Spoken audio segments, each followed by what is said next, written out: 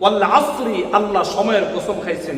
আল্লাহ সময়ের কসম খাইয়া সময়ের গুরুত্ব বুঝিয়েছেন।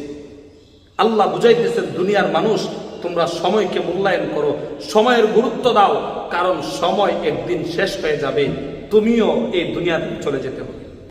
যেই কাজের জন্য আল্লাহ আমাকে সময় দিলেন, যে কাজের জন্য আল্লাহ তাআলা আমাকে হায়াত দিন, আজকে আমার সময় আমার হায়াত ওই কাজে ব্যয় হচ্ছে না। আজকে আমার সময় আমার হায়াত এই কাজে ব্যয় হচ্ছে না।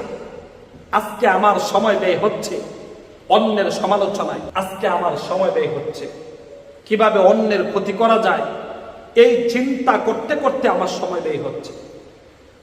আমার সময় ব্যয় হচ্ছে নর্তকী নাচ গান দেখে দেখে।